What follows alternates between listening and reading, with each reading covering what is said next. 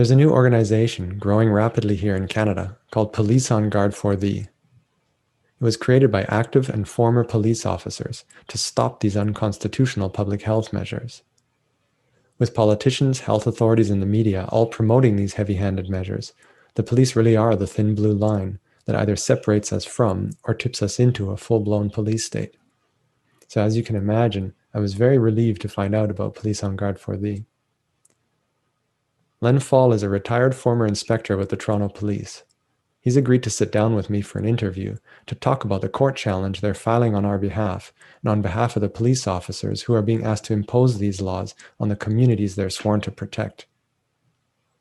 He's also agreed to talk to me about what's going on behind the scenes in police departments, why it's not as simple as individual police officers simply refusing to enforce this, and what role we, the public, have to play, both to get courts to start taking our constitutional rights and freedoms seriously, and to prevent this from ever happening again.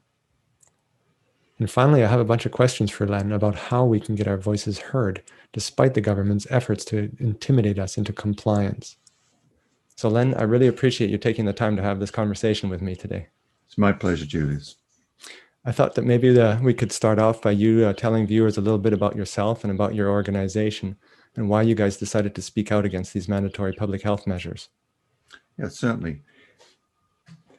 I served just over 11 years with the Metropolitan Police in London, England, before emigrating to Canada, where I joined the Toronto Police Service, and I served for just over 32 years with the Toronto Police Service and retired, as you said, as an inspector, retired 10 years ago. Now, if we look back to when this so-called pandemic first started a year ago, obviously we just didn't know what we didn't know. Right. Was this going to be the Spanish flu? Were there going to be 50 to 100 million people die? Was it going to be another Ebola? We just hadn't the faintest idea. Oh yeah, the original numbers coming out were really alarming from China. So yes, they were projecting all sorts of dreadful numbers, and fortunately that did not come to pass. And of course, over the last year, we have learned an awful lot about the virus. The steps that we were asked to take initially seemed quite reasonable. We were asked to keep our social distance. We were asked to wear masks. We were asked not to congregate in large crowds. And generally speaking, because of the Canadian culture, we tend to comply if we're asked to do things nicely. And that's what our governments did, and we did that. We complied because we didn't know how serious this was going to be.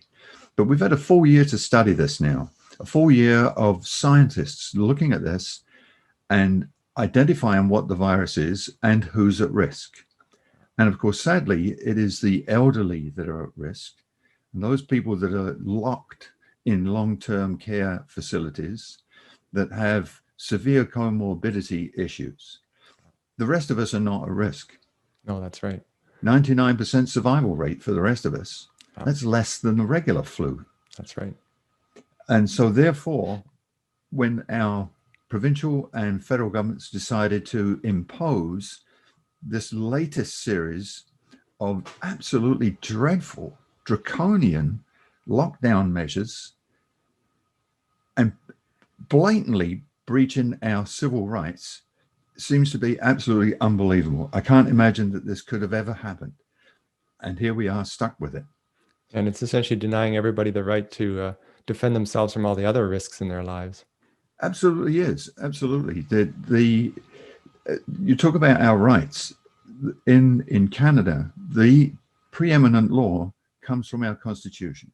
Yeah. It's called the Charter of Rights and Freedoms, where it guarantees freedoms of conscience and religion, freedom of opinion and expression, freedom of peaceful assembly, and freedom of association. All of those have been absolutely stomped on by these unbelievable measures that our governments have been imposing on us. And the regulations that are forced on us are clear breaches of our inalienable rights. And unfortunately, the police have been forced to enforce those regulations. It's not really a policing issue. No, that's right. It's a health issue. It's an education issue. It's an asking people to think about what they're doing issue. Yeah. The police shouldn't be there used as a strong arm of a tyrannical government. That's not what Canada's all about. At least it wasn't. Clearly is now. And then, of course, we've got to look at the police officers themselves. Every police officer in Canada takes an oath of office to serve and protect their citizens, to guarantee everyone's rights and freedoms, and to discharge their duties faithfully, impartially, and according to the law.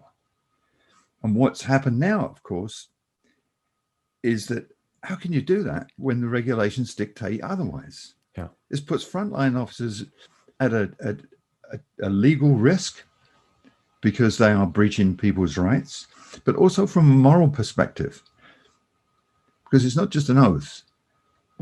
Our oath is what we do. It's who we are. Yeah. And we take it very, very seriously. And it's tightly woven with the Charter of Rights and Freedoms. And through every action that an officer takes, they're accountable. They must justify every single action that they take. And they can be held accountable through the legal lens to uphold and ensure people's rights and charters. Yeah. And what this does is it allows the public to support their police. We've got an incredible support from the public in Canada, probably more so than anywhere else in the world. I think so too. And that public support lends legitimacy to what we do. And we must carefully consider and be compassionate towards the lived experiences of all of our citizens, and to hear and support them and make sure that they feel safe when they're safe and secure when they're in the presence of the police. And they can't be doing that when we are picking on good, ordinary, everyday people for trying to live their lives. Seeing citizens being silenced and criminalized when asserting their rights to speak out against the ongoing selective and disproportionate enforcement against these very citizens who have endured tremendous suffering is unconscionable. Yeah. In the past, the tremendous work that the police have done to build and maintain good community relations is being systematically dismantled. Very much It's so. turning it into an us and them situation, which is really, really not where we should be. It's creating a divide at a time when we desperately need unity. Very much so, yeah.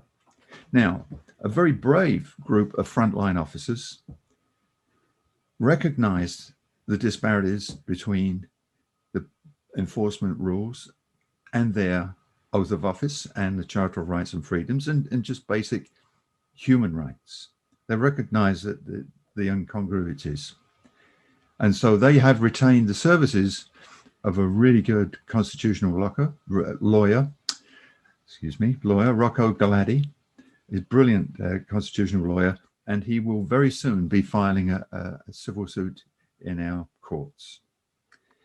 And this group have also reached out through social media using a Facebook page entitled Police on Guard for Thee, and will soon, very soon, be opening a website under the same banner to help both the frontline police officers, remind them of their duties, remind them of their responsibilities, but also to help the citizens that are facing this peril, to advise them what their rights are, what the police can and can't do in relation to these measures. Yeah.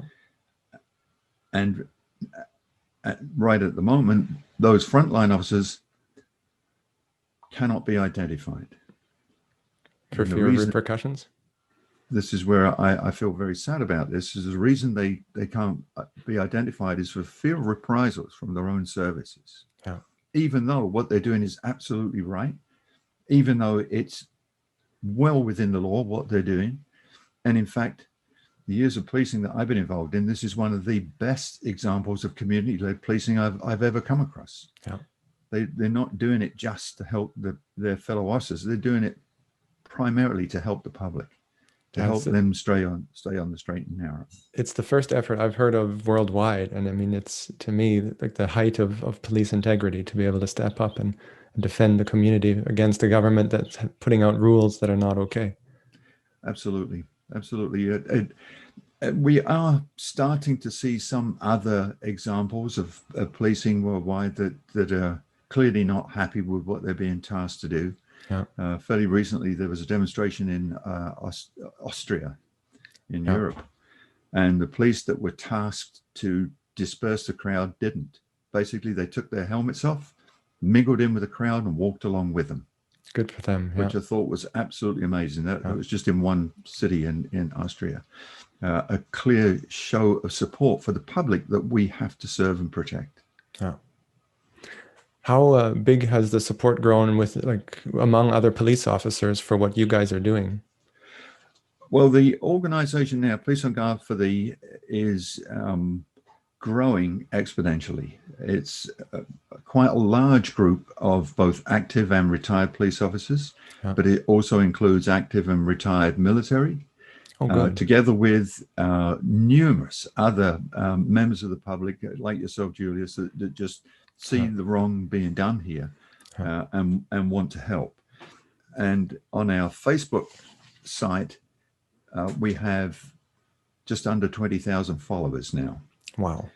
And that includes hundreds of police officers reaching out, showing their support. And those officers are repeating the message, both within their families and their friends, but also at work. Yeah. And we are starting to hear where officers are discussing Police on Guard for Thee at the police stations, in the change rooms, in the cafeteria, on parade. The message is getting around. It'd be almost impossible to say exactly how many this is influencing, but we are starting to see something of a tipping point approaching. We're starting to see where officers have been tasked to go and break up a crowd or go and disperse an illegal gathering, as if exercising your constitutional rights is an illegal gathering. That's right. And the officers just turn up, talk to the people, educate them, remind them about social distancing, and remind them about other issues, but no arrests, no tickets or anything, which is a wonderful thing to see, that they're starting to realize what they're doing to their public, which is not a good thing. No. No, that's right. Yeah, I kind of wanted to get into a little bit more on how this is actually affecting the police officers that are actually on the front lines of this. Yes, I don't know if you can even begin to imagine the emotional toll of enforcing these rules that destroyed people's lives. Simply put, being ordered, pressure to enforce something that you know is legally and morally wrong. How could that not impact your mental health in quite a significant way? Especially police officers being people that have a very strong moral compass, being told to do something which is wrong. It eats away at their conscience. If this was a one-off thing, perhaps they could deal with it in some way and then get over it. But this has been going on day after day after day for a year now. And just like every other member of the public, it is taking its toll. For the rest of us, really taking its toll. Yeah. For the rest of us, when you start hearing about the collateral damage, it's a news headline, it's a statistic. But you guys are the ones that are actually having to clean up the suicides and evict people from their businesses and homes. Like I shudder to think about it.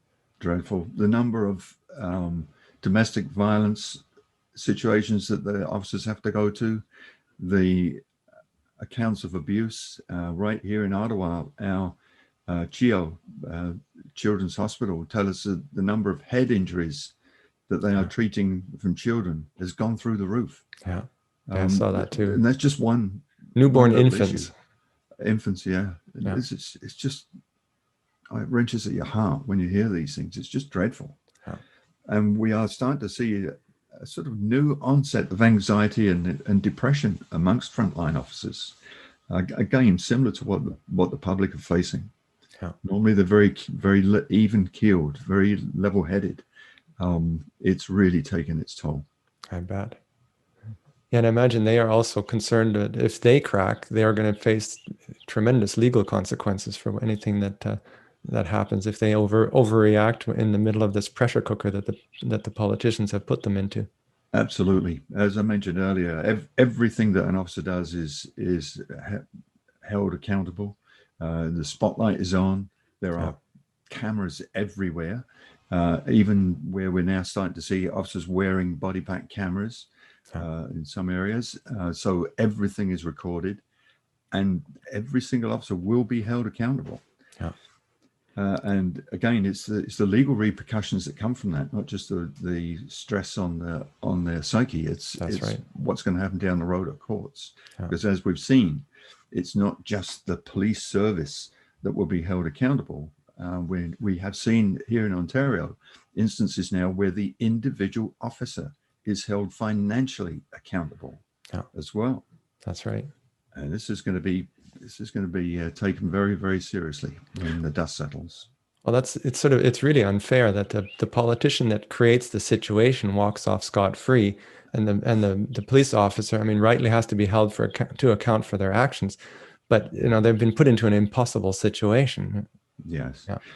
Yes. I think we do need to see where everybody, right from the roots, right the way out through the trunk and the branches, everybody that's had their fingerprints on any of these decisions should be held personally liable, personally criminally accountable.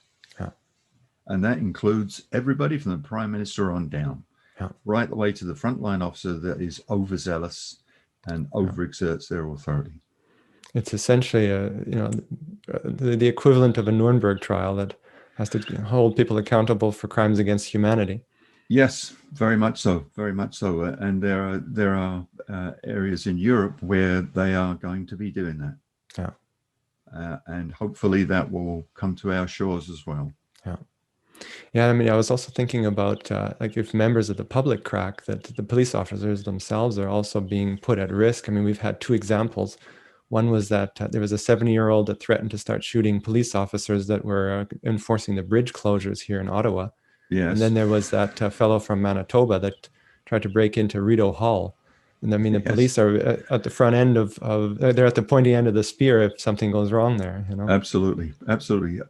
I mean, we do take our job seriously. We're here to protect everybody, not just those that we think need protecting, but we must protect everybody, even those that perhaps in the quietness of our own back rooms can say, I really don't think I should be protecting that person, but we do anyway, because that's our job.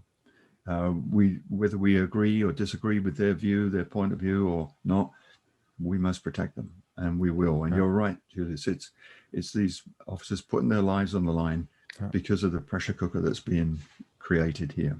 Well, I mean, to me, if it doesn't get diffused, it's almost inevitable, no matter how wrong it is, that somebody is going to be so desperate if they can't get their voice heard that they start reaching outside of the law to do things. Yes.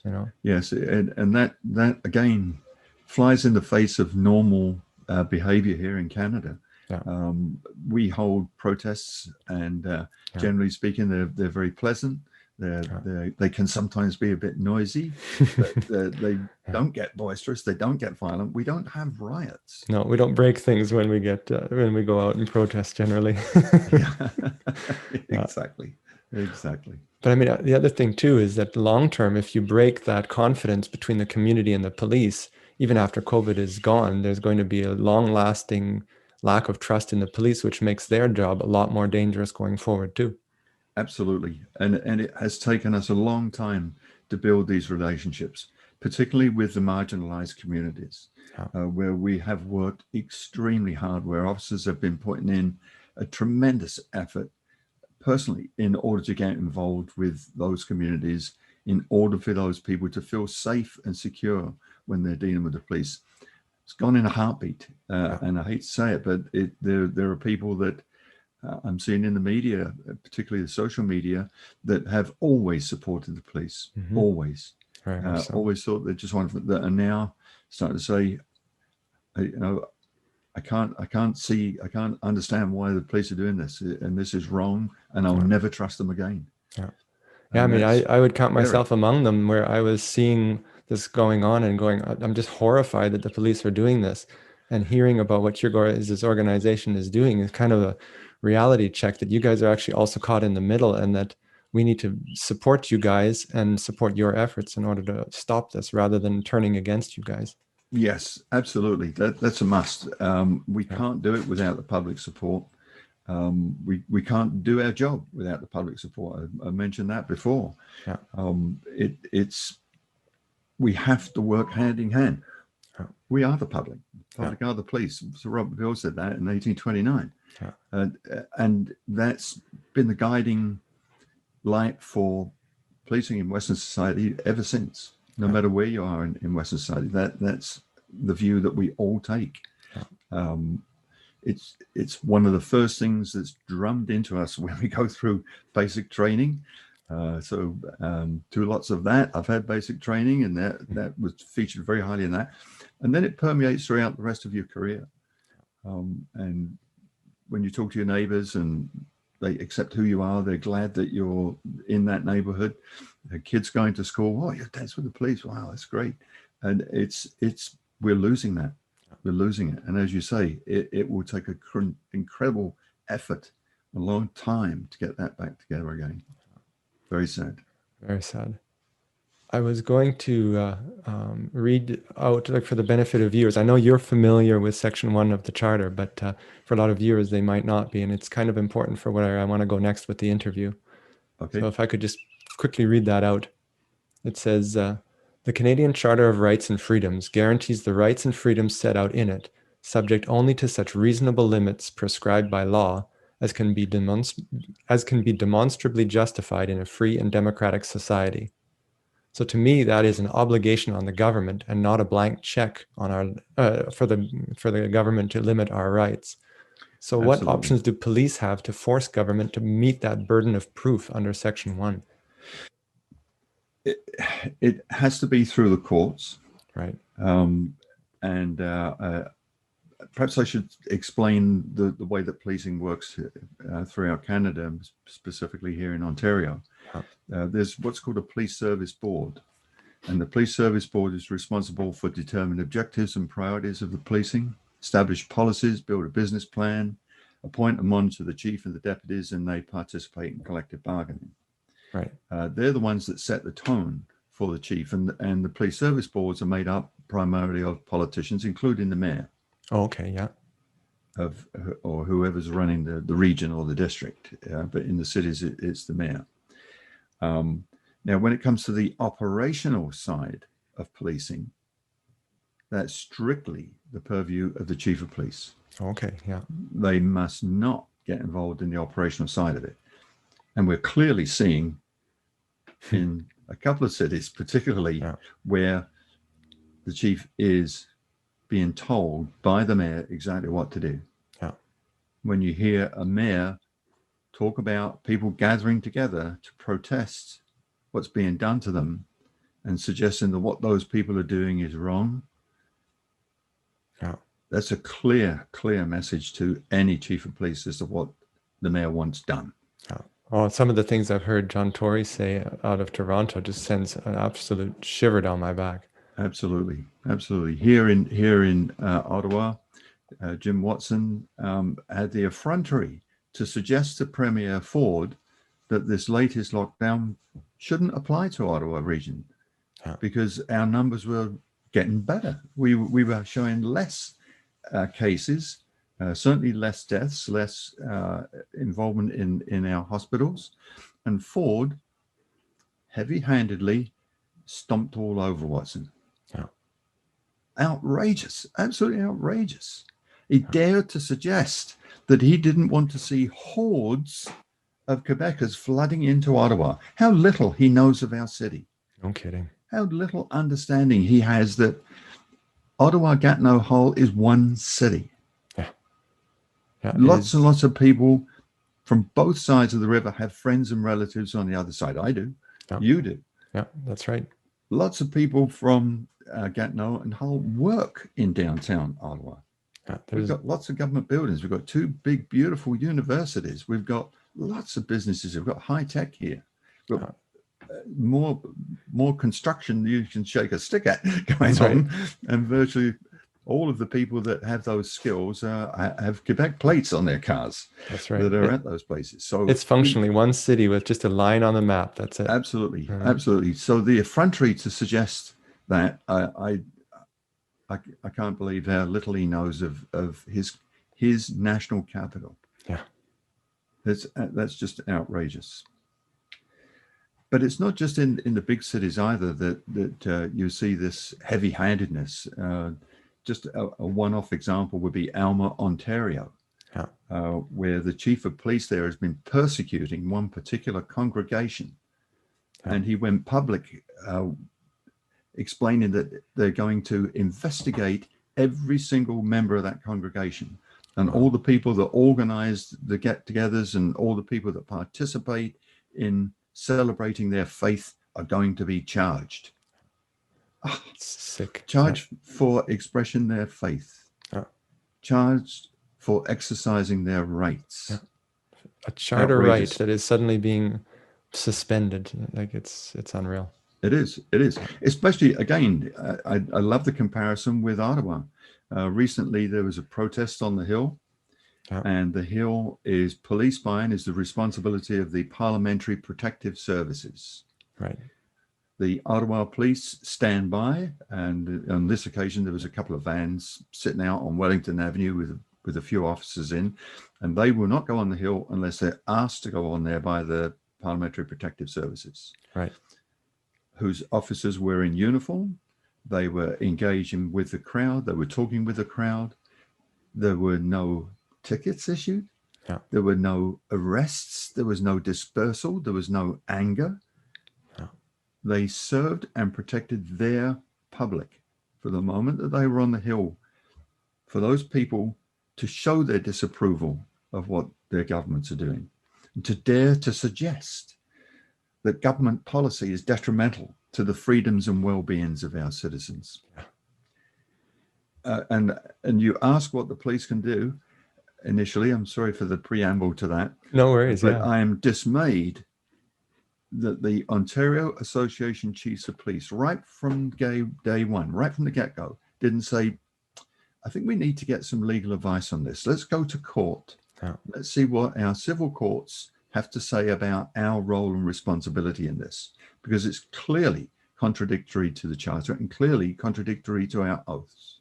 I can't believe they didn't do that. But there again, neither of any of the police associations, the organizations that represent the rank and file officers, the frontline officers, none of them have decided to do this either. And they too have an Ontario association that they could take that forward with, and they're a very powerful political voice, of course. Well, what I'm sort of hearing you say is that the mechanism is there, and yet it's just being ignored. It's just nobody's using it. No, and for whatever reason, they've decided to sit back and make their own decisions instead of having a coordinated effort to remind the government as to what their job is. The government is supposed to be there to serve the public. Not repress the public, not put people out of work, not put people out of their homes, not force people into dreadful situations of violence and suicides. The suicides are really dreadful right now. And it should have been avoided, Very much so. Is there any way that citizens can actually connect with the police service board to be able to bring these things up and say, hey, listen, like you can't push these kinds of rules down our throats. You're destroying our families. Absolutely. They can engage the police service board at their regular meetings. They publish when their meetings are. Right now they're held virtually, of course, but that's okay. They can still attend those meetings virtually. So the public can actually go there. Absolutely. They can make a deputation. They can ask questions. They can express their views. Interesting. And as long as it's done politely and correctly and calmly, then the police service board must listen. May not get a reply, but at least they'll start to hear the message. And they're politicians. So where's their interest? Where's their concern? The next election. That's their concern. That's all they're concerned about. And so if they start to hear from their constituents that they're not happy with what's being done to them, and here's why, they're going to start to think about it. Very much so. If an individual police officer is uncomfortable with this, what options does he have to be able to stand up to this? Like, can he refuse what's happening, or like to refuse to enforce it? Does that put him at risk of being fired? Does that create the risk of somebody that's more heavy-handed simply being put in to replace him, which actually makes the situation worse? Yes. For an officer to refuse an order makes them liable for charges of insubordination, neglect of duty. They could be suspended, and of course they would be isolated and ostracized. Right. It could happen where individuals do that and are quite prepared to take the consequences, because they know that at the end of the day, once the dust settles and the appeals are held, their views will be correct. Right. They will be doing the right thing. But it's a dreadful process to have to go through to get there. Right. And it's an incredible strain on that individual, their families and their friends, to be dealing with that. Loss of a job, possibly. Absolutely. Reprisals, absolutely. all that, yeah. Certainly there would be. Certainly there would be. However, you've got to think about what we chatted about a little while ago. Their responsibility, the officer's responsibility, is they must obey a lawful order. Right. But at the same time, they must not obey an order which they know to be unlawful. Right.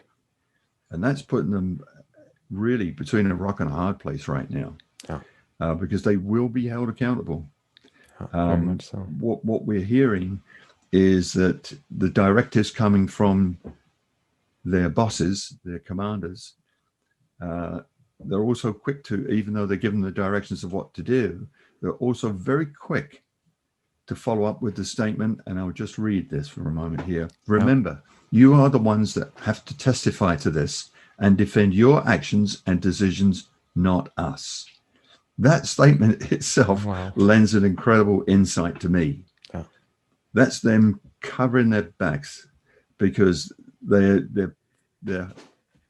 throwing the frontline officers to the wolves. Yeah. Saying, go out there and do this, and I'm ordering you to do it, but you're the one that's going to be held responsible. Well, that's why when this comes, when the dust settles on this, when this is all over and we start to see some investigation into what happened, everybody must be held accountable. Yeah. Everybody. Well, I mean, I was thinking about the Adamson barbecue situation in Toronto, where the police were asked to prevent him from going into his business when he tried to open in protest. What happens if the entire department had simply said, sorry, John Tory, we're not enforcing this. Like, that's the mayor. Sorry, mayor, we're not doing this to this fellow, and had just simply outright refused. It would be wonderful if that had happened. But again, you've got to bear in mind that the police are no different to the public. There's lots of members of the public that think that what the government are telling them to do is acceptable. Yeah. They're quite prepared to abrogate their responsibilities and give up their rights because they think it's the proper thing to do. Even though all the evidence now, and we are an evidence-based organization being policing, even now all the evidence clearly says the complete opposite. Yeah. That these lockdown measures are going to cause far, far more problems, far more economic problems, far more health problems, far more future problems. Even more deaths. The potential more deaths, for sure, than this virus could ever cause, because it's not that serious for us. No, that's right. And unfortunately, without the back end of the police association, the frontline officers really are on their own. Yeah, I'm just curious, like if an entire department, right from the police chief down, had stepped in and said, "Sorry, we're not doing this." Like, would they? I mean, it's almost like I mean, I know it's insubordination, but I mean, it's almost bigger than that when it's an entire department. What happens to that department afterwards? Do they get disbanded, or what happens? There is the potential for that. It's never happened here in Canada, to my knowledge. Although some police services have been small enough and the municipality take a vote and bring in a larger service to provide policing for them. If it's a major city, that's not going to happen. And that's why if our collective wisdom of our chiefs had thought about it right from the day one and said, okay, we're not disobeying, we're certainly not going to disobey what the mayor tells us to do, which he can't anyway because it's illegal for him to do so, but we're not going to we're going to wait a moment. We're going to get some legal advice here and we're going to seek a court ruling, which may provide us with some protection down the road. Give us some direction as to what. The other thing they could do is ask the public. What does the public think? I don't know that anybody's ever done that. No, that's right. What do you think is the appropriate response to this situation? We've got that's right. health authorities that are out of control right now. And there's no conversation whatsoever, whether it's from the media or the opposition parties or any even licensed doctors that can get any kind of criticism heard or to actually have a conversation about the evidence. It's a complete stonewalled situation. Absolutely. And that's what some doctors have tried to do. Some politicians have tried to do. Some police officers are trying to do is to get the conversation going. We're not saying no. We're just saying, let's look at the evidence. Let's start the conversation. But no, they don't want to listen. They just won't listen. And so therefore, it's going to have to end up in the courts. And there's no doubt in my mind whatsoever that eventually it will get to the Supreme Court. And there's no doubt in my mind whatsoever what the Supreme Court will say about our rights and freedoms. Very much so. The test to see if it's okay to breach those rights and freedoms is unbelievably complex, and it has to be overwhelmingly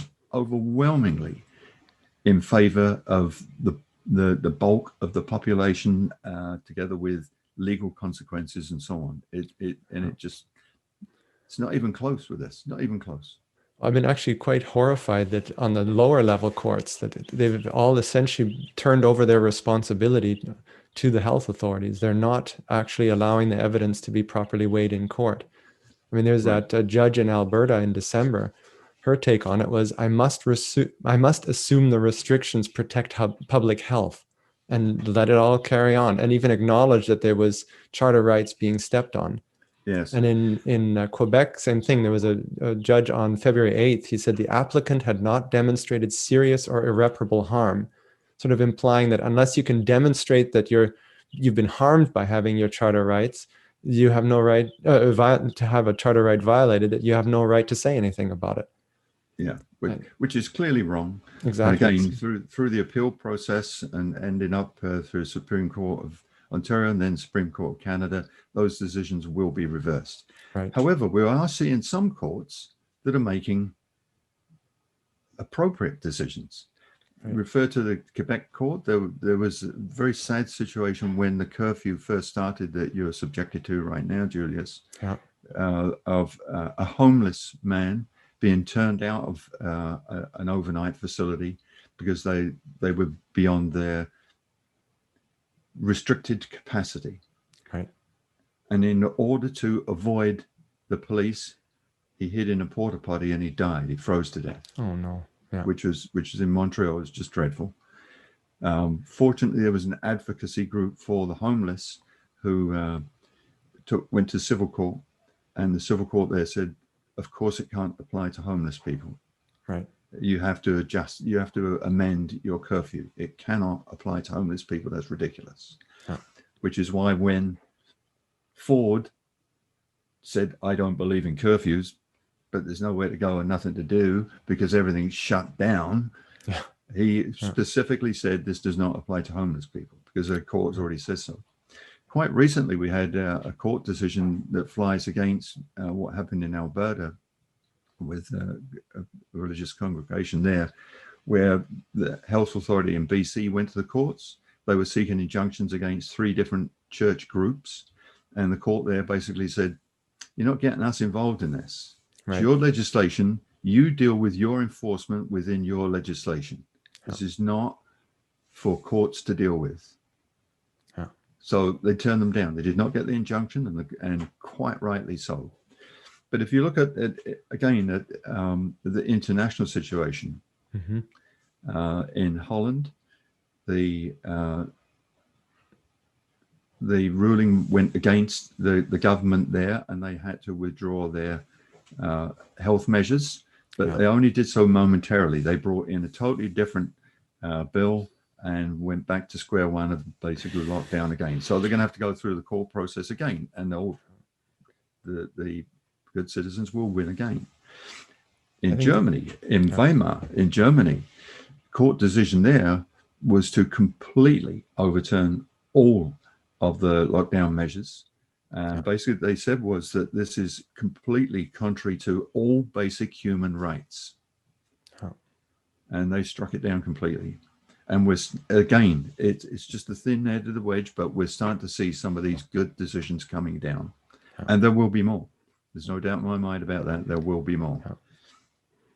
And when we file our application for civil, through our civil courts, I have no doubt in my mind whatsoever we're going to win. None at all.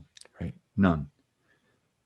And that will be to the benefit of our public, as well as the benefit of all the frontline officers. Right. And that's a handful, and it started with just a handful of officers saying, this is not right. And sticking their necks out.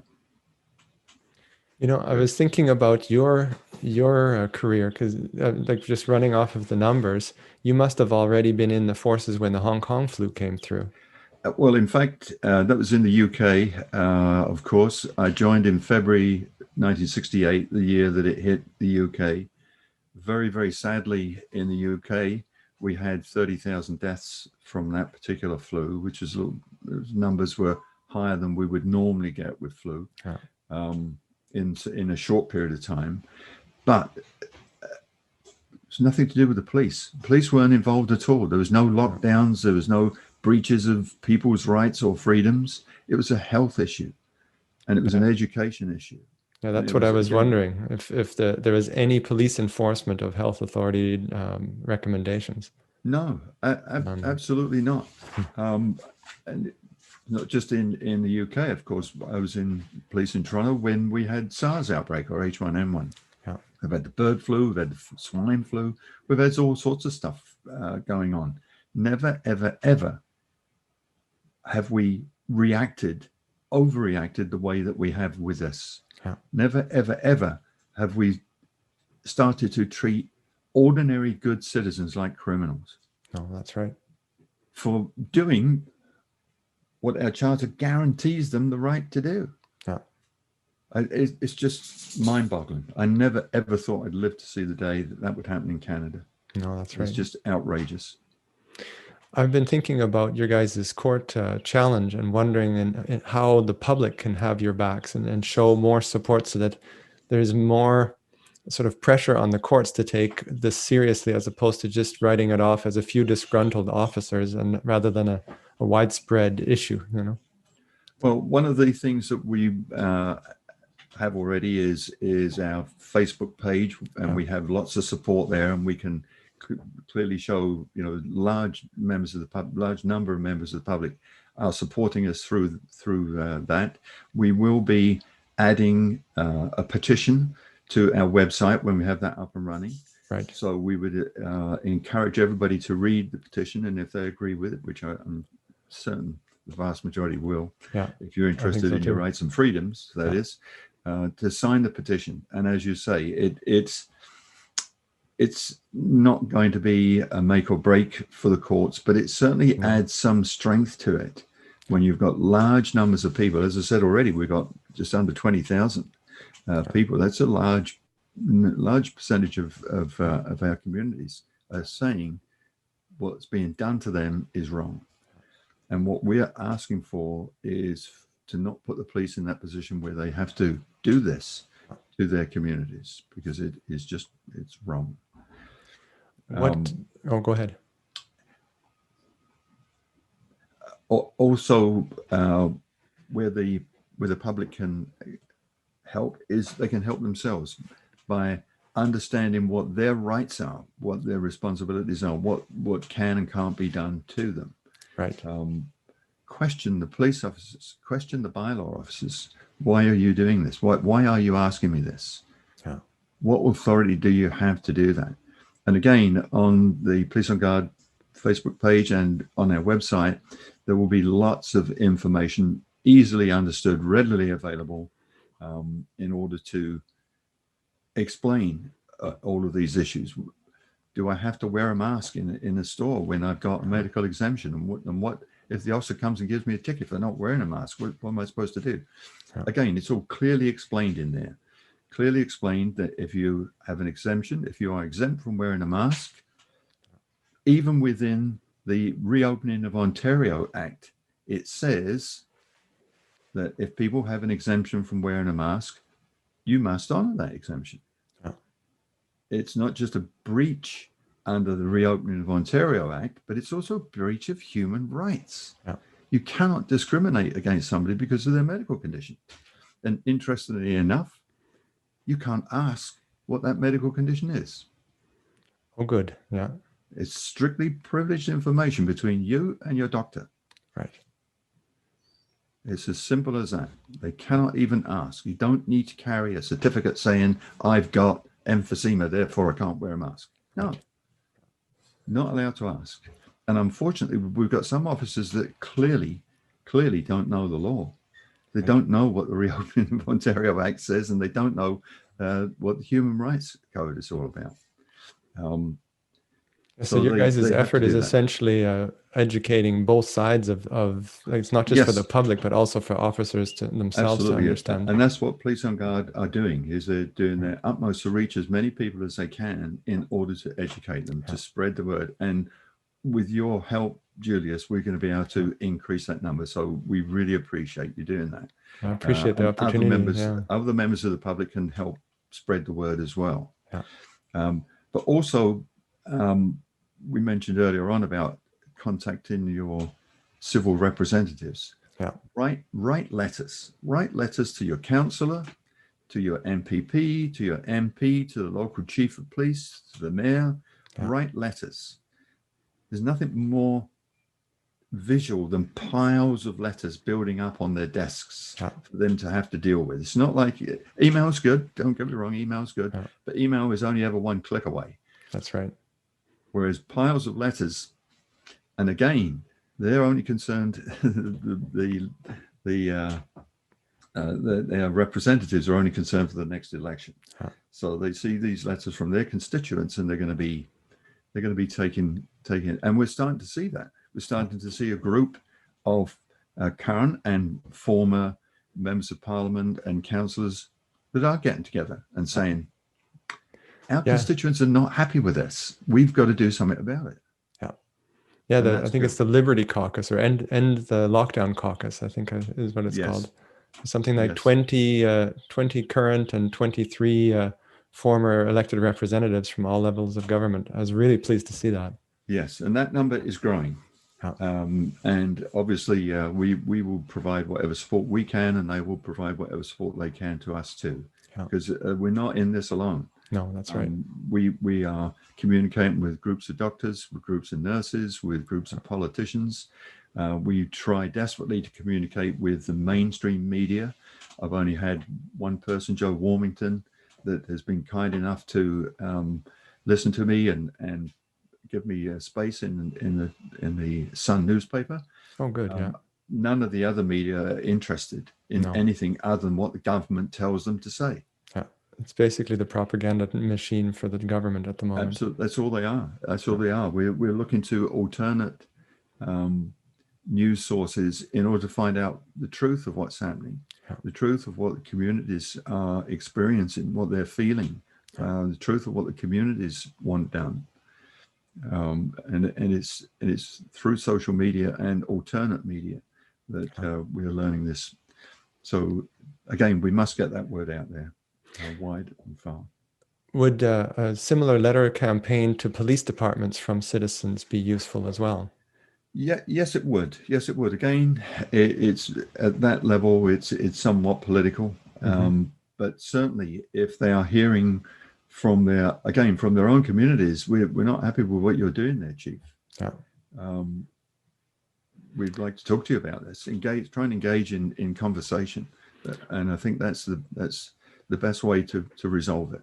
Yeah, I'm sort of imagining the police chief showing up at a police service meeting with a whole bag full of letters, going, "Hey, like, you know, yeah, Mayor, you have to deal with this. This is what our citizens that we're sworn to serve and protect are telling us, and we have to listen. We're not in a police state. There may be occasions and areas where it certainly looks like it. But overall, we are absolutely not in a police state, and we must never, ever, ever get to that stage. Never. Is there a possibility that Police on Guard could provide a standardized letter that citizens can send to police departments so that they don't word something in a way that sounds harassing or threatening to the police? Yeah, or just wrong. Yeah, yes, absolutely. We intend on, as we speak, creating a letter to go with our website that you can download, fill in the names of your councillor, MPP, MP, chief of police, and so on, and send them off. Yes, I think that's a very, very good idea, and that's something that the guys are working on. Right. I was also going to ask you about the protests, because I mean, we've seen them put limits on our protest attendance, which to me is an absolute mockery of the whole idea of protest being the tool of last resort in a democracy to get your voice heard. Right. And so I was going to ask you what options people have to work around those limits to stay peaceful and stay on the side of the law, but still use it as a tool to get your voices out. Absolutely. And we're starting to see some, I think, very good examples of this in Toronto. I've already talked about one here in Ottawa, which is our usual way of doing business, of protesting on the Hill here. But in Toronto, where they are being faced with very aggressive, sometimes very violent police response, totally unwarranted. Our message to our communities there is to keep calm, be polite, assert your rights respectfully and cooperatively. Again, asking the officers, what gives you the right to ask my name and address? What gives you the right to stop me? And what we've seen them doing there is actually using some of the regulations where they are keeping a social distance. Right. Where they are exercising not just their rights, but they're exercising their bodies. They're walking down the street. Oh, the essential exercise marches. Yeah. Yes. So that's how they're getting around the limits. Yes, absolutely. Yeah. If I'm walking down the street, I'm on my own and I'm 6 feet from everybody else, 2 meters from everybody else, it's not my fault that there's another 50, 100, 300, 5,000 people walking at the same time. Not my fault, not my responsibility. They just happen to be there. And you can still carry a sign saying anything you want at the same time. Absolutely. That there's nothing in the lockdown regulations that say you're not allowed to say no to this lockdown. How do you get around because they've been arresting some of the organizers of these protests? And when it comes to court, they'll lose. Oh, I see. And that's where it's going to start to come home even harder to the officers that have been laying hands on people. Right. That they're going to lose. Because eventually the court will say, these people have a right to protest. Right. And they were not violent. They were not rioting. They were not causing any damage. They were not interfering with traffic. They were not interfering with other people's use of that area. Right. All they're doing is saying, I disagree with what the government are doing to me. And they're supposed to be allowed to do that without interference. In fact, I've attended more protests than I care to think about. And our job there is to make sure the public are safe, make sure everybody's safe, including those that are, especially those that are protesting, safe from opposing views with people armed with bricks and sticks. That we saw that in Alberta, where Pastor Coates is still locked up. Yeah. Still locked up because He believes strongly in his faith and believes in his community and his congregation. And it's his congregation that were there protesting, and another group under the umbrella of Antifa started throwing things at them. So the police attacked the innocent protesters. Go to disperse them, break it up. Yeah. What on earth is happening? They weren't the ones that were throwing the bricks and sticks and attacking people. Yeah. These are ordinary members of a church congregation, for goodness sake. Good, ordinary people. And the police weren't there to protect them. I mean, I found it so cynical that even when all these Black Lives Matter protests were going through, that Dr. Tam was encouraging people to go out and because this is an important part of democracy. And at the same time, as soon as it's a lockdown protest, it's being shut down and people are being labeled COVIDiots and all sorts of things. You know? Oh, absolutely. Well, we saw this in Toronto just recently, where there was quite rightfully a protest for a group called the Save the Foundation group, protesting the demolition of a historic building. There was a city councillor there. There were MPPs. There was the leader of the Green Party, and hundreds of people there peacefully protesting, exercising their rights. And how many police officers? None. Yeah. Didn't need any. They're all too busy chasing the people that are protesting against the lockdown. Yeah. And we've seen other examples of this. There was a group protesting outside the Russian High Commission in Toronto, and no police. Didn't need any. Yeah, it really gives the sense that any protest that suits the government's agenda is okay, and anything that goes against is being condemned, which is really political. Like it's absolutely actually, is. It's terrifying. Is. Which is why I'll be honest with you, when my wife attended the protest at Parliament Hill, I was watching with bated breath as to what the response was going to be. Yeah. I didn't know if we were going to see the stormtroopers arrive and cart everybody off, but no. A totally different approach. The same approach for any other protests. That's good. Make sure the people are safe. Make sure they're not breaching any of the rules that go along with protests wherever you're holding them. And there weren't any. They had a stage set up. They had speakers.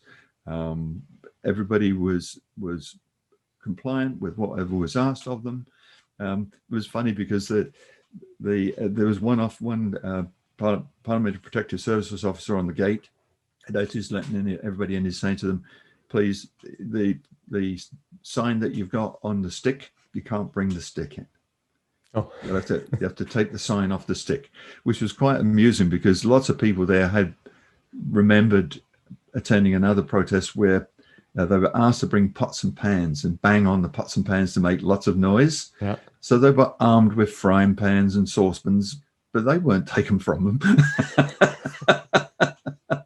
Yeah. Just a thin little piece of stick that held the sign up, which is why you see the people holding the signs up on the corners, which I thought was. But that's okay. This is Canada. We can have that as an amusing aside. That's right. And nobody was upset by it. I said, "Oh, sorry," and they took it off the stick. And next time they won't take a stick. It's as simple as that, because they were asked politely. Exactly. Well, how did they get stomped on? Exactly. Well, how did they manage to get the authorization to arrest Pastor Coates? Because, I mean, that must have been approved by a judge, no? Absolutely. They went to a court. They got a civil injunction. He breached that civil injunction. Therefore, he is not complying with the court's order. So the court said, well, we're going to hold you in contempt and we'll hold you in custody until you exonerate yourself from that contempt. So the civil injunction is essentially not legal according to the charter, but because he broke it, he's now, that seems really twisted logic somehow. It is, especially the latest turn of events there with the Whistle Stop restaurant. Right, yeah. In Alberta, same province, where they were close to arresting him and close to locking him up because he wouldn't stop. They have now done a complete reversal. Not only have they said, oh, well, okay, all restaurants can open now, they've withdrawn all the charges against it. So Oh, so they're avoiding it ever ending up in front of the courts. exactly. So Then, now, what are you supposed to do with Pastor Coates now? Then, are you saying it's okay for restaurants to open, but not for churches? yeah, yeah. Well, there's that fellow that came across or came through the border at Toronto Airport here on the weekend. I think his name is Chris Sky. Yep. And he Yep. refused to do the COVID tests and refused Yep. to do the quarantines. And then they gave Yep. him a ticket. Yep. And I heard in the interview, he said that they never ever prosecute anything. They just keep delaying because they don't want to lose in court. They don't want to have the embarrassment of throwing it out. So they just keep delaying. Like, has anything been prosecuted so far? No. The situation with our courts is just like everywhere else. They're quite severely restricted. Right. Therefore, what I could refer to, I suppose, as people that have allegedly committed serious crimes, crimes of violence, crimes of property, crimes in relation to narcotics and so on, whose trials are not being heard because of the delay in court, because you're entitled to a fair and speedy trial. And if it's delayed and there is no valid reasons for those delays, then the court simply says it's dismissed. The case is dismissed. So what's going to happen with all of these is there will be huge delays. Right. Because what, again, we're explaining to everybody to do is, if you do get a ticket, say, I'll have a court date, please. Right. I'm going to court, I'm going to fight it. Knowing darn well that it will never, ever get to a trial, it will be withdrawn. In fact, we're hearing, and I have to confirm this, but we're hearing that Crowns in Toronto are already withdrawing a lot of those summonses. Right. Without ever being heard, just quietly withdrawing them. So again, this puts the frontline officer in a real predicament, because if he knows that these are not going to be heard, and yet he still arrests people or gives them tickets, he too then is committing an offense. Right. It's called malicious prosecution. If you know that that prosecution is not going anywhere, cannot possibly go anywhere, you shouldn't start it. Right. And we're not quite there yet, but that's one of the things I'm going to be working on, is starting to get evidence as to what is happening there, in order that we can present that evidence to the public to say, this is what is being done to you, along with everything else. So that's going to be another interesting turn of the books. But of course, what we're starting to see is things are opening up a little now. Right. In some areas. I think you've still got the curfew in Quebec. Yeah. It's apparently the virus is now dangerous after 9:30 instead of after 8 o'clock. Oh, see, I was in Ottawa and in Montreal a couple of days ago, and I had to rush out to leave just before 7 o'clock in order to get back across the border before 8. I didn't realize it was 9:30 because I didn't want to catch the virus after 8 o'clock. I mean, that would have been dreadful. But yeah, we're starting to see it easing. Yeah. However, we cannot stop. No, that's the just thing. because they say, okay, the lockdown stopped, the stay-at-home thing is stopped, reopening in Ontario is happening. We cannot stop, because we must not let this happen again. Yeah. We must not drop our guard. We must not become complacent. Oh yeah, I mean, all it needs is one news story, and boom, it's already back. Absolutely. We've seen where the virus itself has been changing to different variants. So and I hear Dr. Tam is beating the drum about how we need stricter lockdowns or stricter measures because of these new variants. Yeah, which is sort of ignoring the evolution of all viruses throughout time. And ignoring the evidence. Yeah. Exactly. Yeah, exactly. It may make it a little bit more able to be for people to catch it quicker. Still 99% survival rate, which tells me it's not serious. That's right. It's deadly for sadly for the people that are at risk, our elderly and those with comorbidity. And that's where we should be putting our efforts. We should have been doing that right from day one. Yeah. Making those that we now see who's vulnerable. It's not the kids. There aren't any kids getting this. So why are we torturing those kids with masks and torturing them with forcing them not to see their friends and play in the school ground and learn what to do with their futures? Yeah. Well, I always think should have too been protecting the elderly. Yeah, I always think too that even if this was as contagious as the common cold and as deadly as Ebola, that there's still a fundamental individual right to be able to manage the risks in your life that says, okay, advise people to stay home, but don't strip them of their individual rights. Absolutely, absolutely. And our conversation started with that, Julius, where if you ask Canadians to do something, they'll do it because we're an incredibly compliant culture. That's just who we are.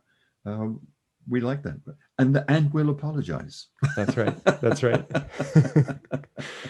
Well, actually, one of the things that I've been thinking about too is that the public does have a certain responsibility for why this continues, because I keep seeing situations like Adamson Barbecue or like Chris Sky at the airport, where somebody does, or Pastor Coates, that they stand up, take a stand and say, this is wrong. And everybody else says, okay, let me see what happens to this person.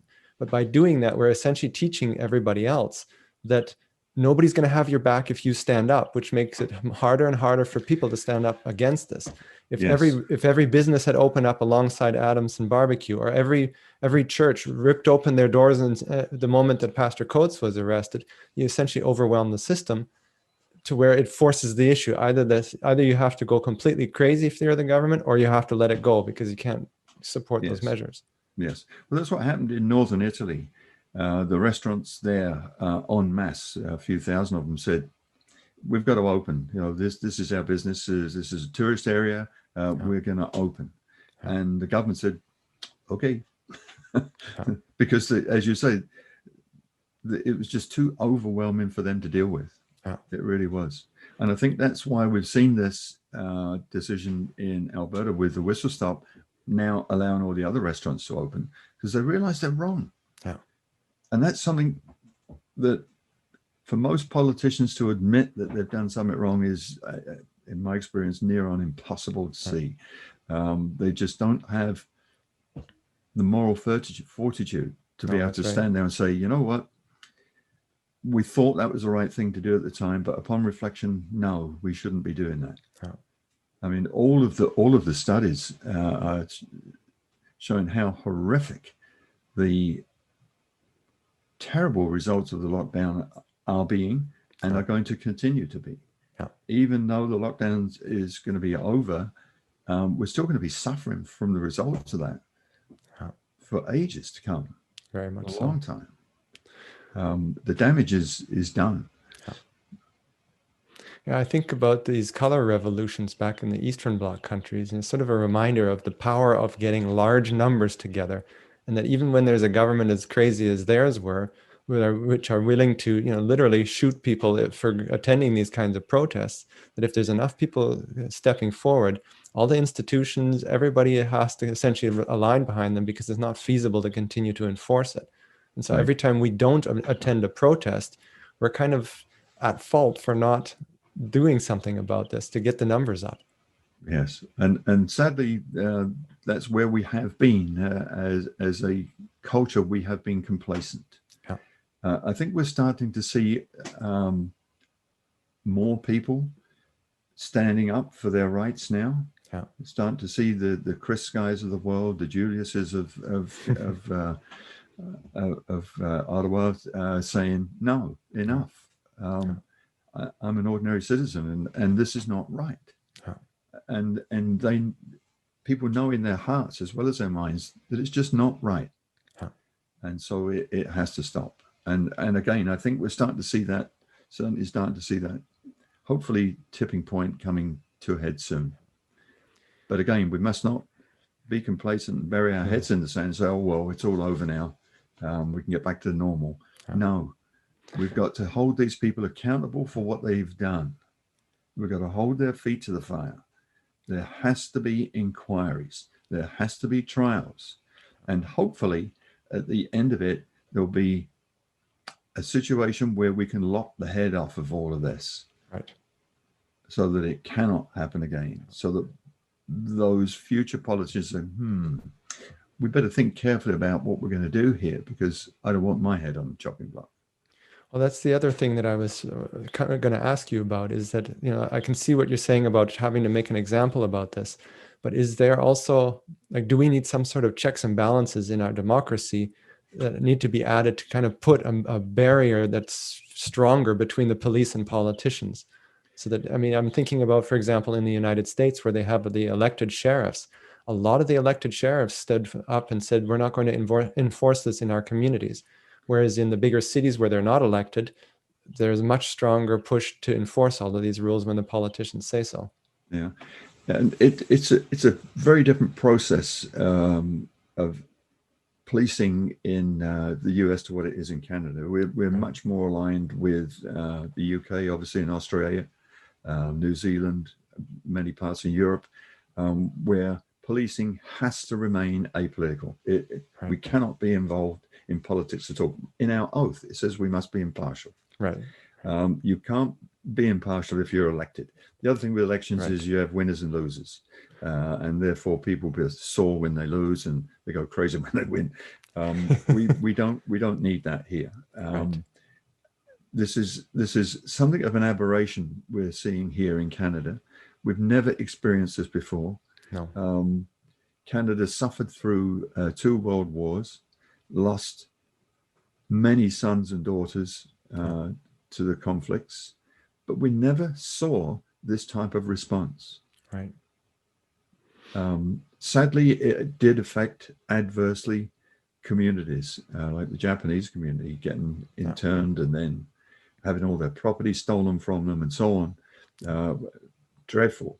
But we have learned from that, and we have done our utmost to try and fix those historic wrongs. And suddenly here we are, we've forgotten it. We've forgotten what history told us. We've forgotten what lesson we should have learned from doing those sort of things. What I'm kind of hearing you say is that the mechanisms are there, but the culture has sort of forgotten to value what we have. Yeah, it really has.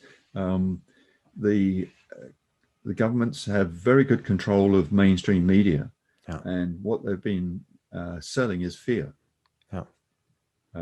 And fear, as you know, can spread like wildfire, and unfortunately really has.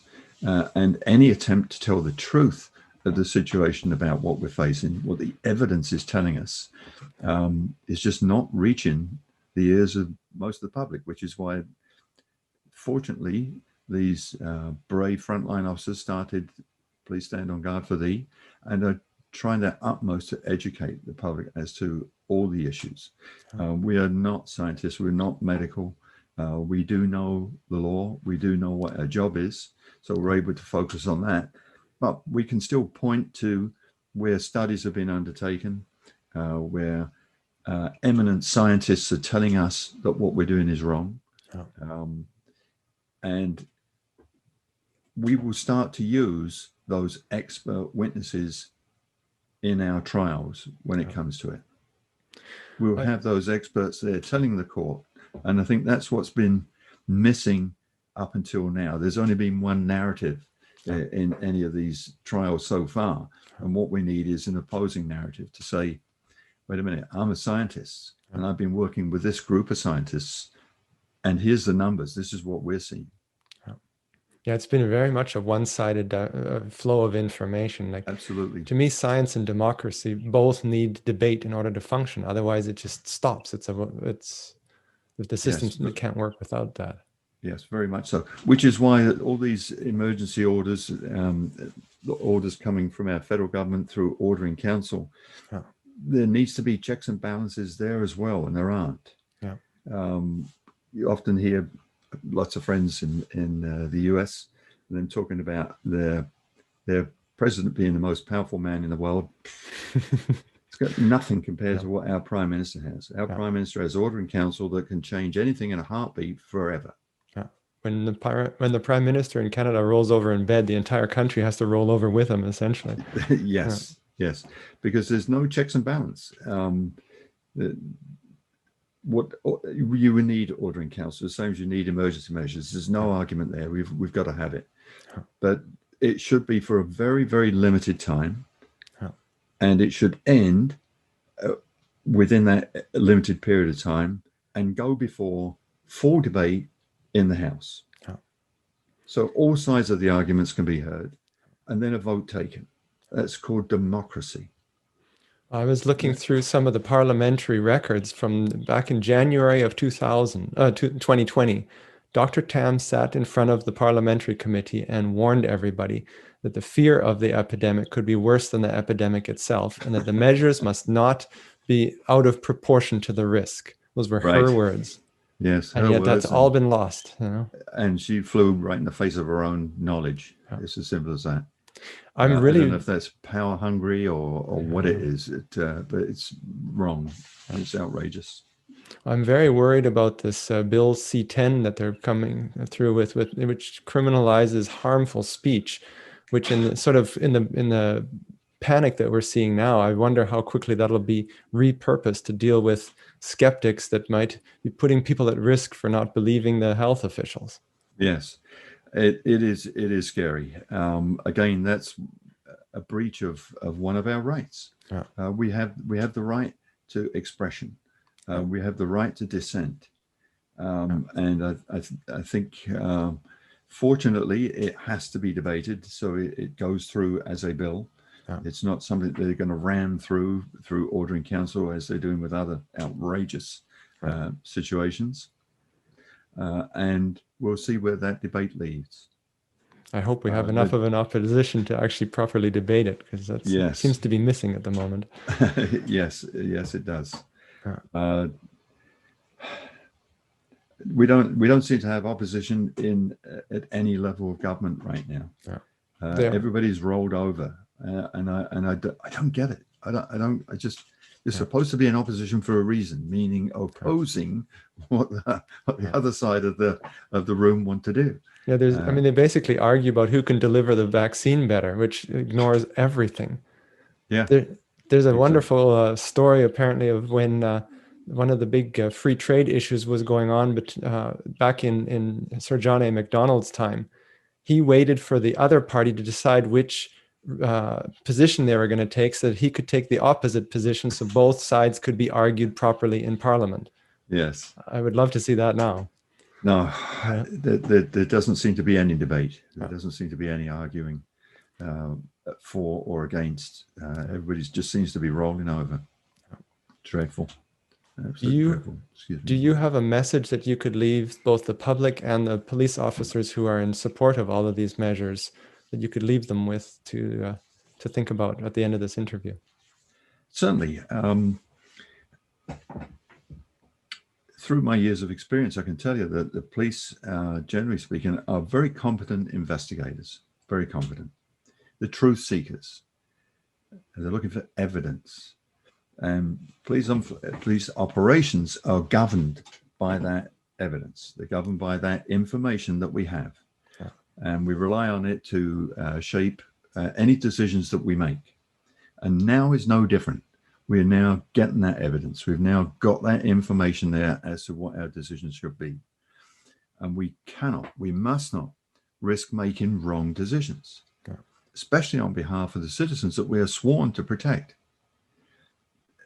And for my message to the police officers is that their discretion is their greatest power. Your oath is your highest calling. We're all members of the public, and we're all in this together.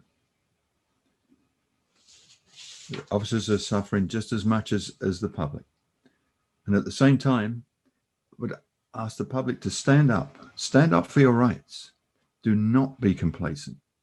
Just because information comes from your government doesn't mean to say it's either correct or true. Do your own research. Check alternate media sources. Listen to other experts, especially those that are being vilified, because there's a reason that governments are vilifying them. Open your eyes to what is being done to you, our children and our grandchildren, and to our most vulnerable, our elderly. many of whom put their lives on the line to gain for us these rights and freedoms that we enjoy today. This must not be given away lightly. Thank you. Len, I really appreciate you taking the time to meet with me and let me ask you all these questions. I hope that you're going to come back and talk to me again as things continue to evolve. And Absolutely, we must. And most importantly, I wanted to thank you and all of your colleagues at Police on Guard for the enormous effort that you guys are making on our behalf. I know that it's a volunteer effort, and so it really means the world. It really means the world to me that you guys are taking the time and effort to do this. Thank you very much. You're more than welcome, Julius, and thank you for helping us get that message out there. We couldn't do it without you. Thank you. Thank you so much. I really appreciate that. Thank you.